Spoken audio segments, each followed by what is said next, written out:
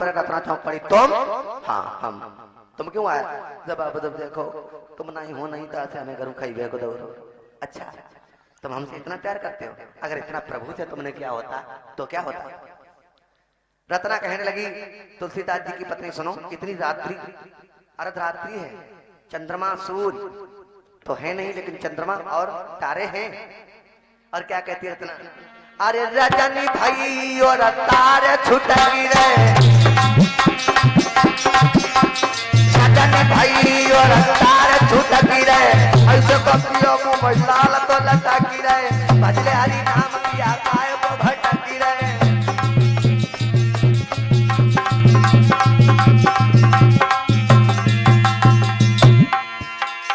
रजनी भाई रजनी भाई रजनी भाई रजनी भाई और तारे छुटकी रे, ऐसे कपिया मुंह में लाल तो लटकी रे, भजले हरि नाम की आकाय को भटकी रे।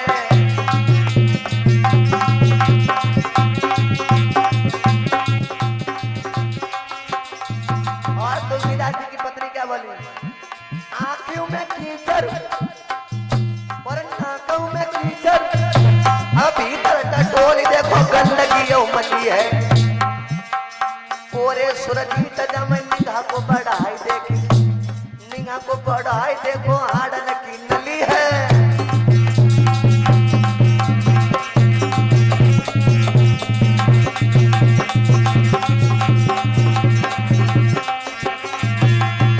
निगाह कोरे सुरजीत जम कौन बात भली है, अब भीतर भंगारी भरी ऊपर से कली है, भीतर भंगारी भरी ऊपर से कली है, भीतर भंगारी भरी ऊपर से कली है।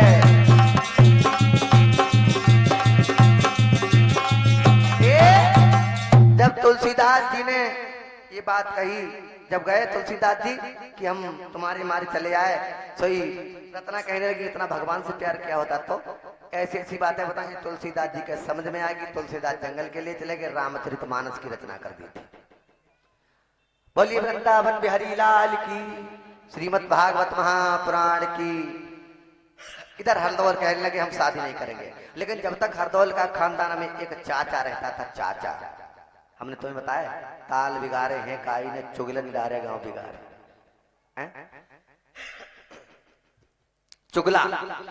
चुगला आया और चुगला को जैसे देखा चाचा जी को, जो जैन ने नहीं सोचा चाचा जी चुगली करने आ रहे हैं, जो जैन ने कहा था चाचा जी प्रणाम, हाय हाय प्रणाम का उत्तर उसने नीचे वाले होंठ को दबा दिया, वो फेर करके खड़ा हो गया। फिर कहा चाचा जी प्रणाम, फिर नहीं बोले, फिर कहा चाचा जी।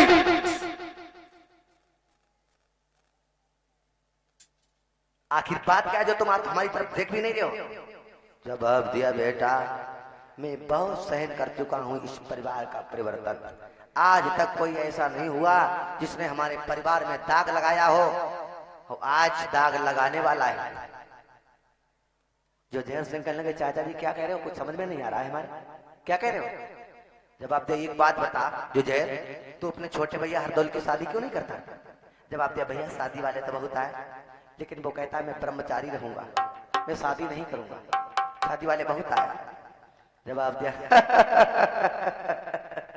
अरे तू वहां तक पहुंचा ही नहीं रहा है, क्या बात क्या है? सोई एक आंख बंद करके बोलो अब शादी की जरूरत नहीं है। फिर क्या है? वो तेरी पत्नी के साथ में ऐश और आराम करता है, उसे शादी की जरूरत नहीं है। तो उसी समय जो जहर चिकन बर्दाश्त की भी हद होती है। हमारा भैया महात्मा है, हमारा भैया सतयुगी है। जवाब दो सतयुग ना, अब कलयुग है, अब कलयुग है, सतयुग नहीं है। तेरे भैया को शादी की जरूरत नहीं है। सुन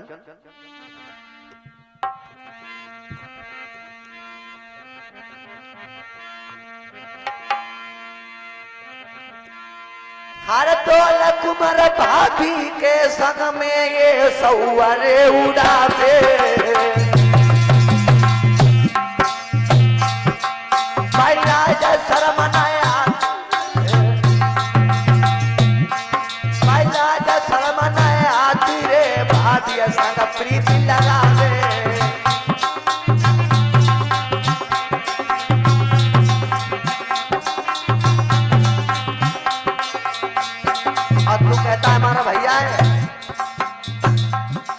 दिन त्यारो खेत उजारे गो जीव भूरी भैंस को पड़ा रखा दिन त्यारो खेत उजारे गो भोरी गैया को बछड़ा बन गए बढ़िया त्यारो खेत उजारे गो भोरी गैया को बछड़ा खाओ दिन त्यारो खेत उजारे गो ढोरी गैया को बछड़ा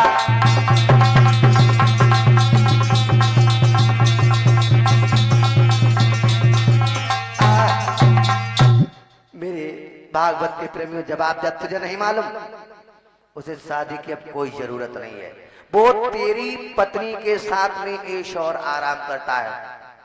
जो जहर सिंह कहने लगे चाचा जी आप कैसी बात कर रहे हो, हमारा भैया महात्मा है, हमारा भैया सतयुगी है। जवाब दिया सतयुग नहीं है, कलयुग है। और ये बात बिल्कुल सत्य है। मेरी भागवत के प्रेमियों हरदौल तो अपनी भाभी को मां मानता था, लेकिन गांव में क्या चर्चा हो गई कि हरदौल और हरदौल की भाभी इनका संबंध कुछ पैसा है। मेरी भागवत के प्रेमियों अब तो इधर जो जहर सिंह कहने लगा कोई बात नहीं ऐसी बात है चाचा जी, तो कोई बात नहीं।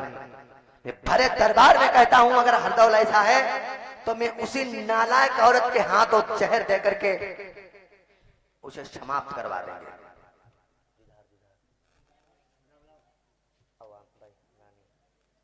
तलवार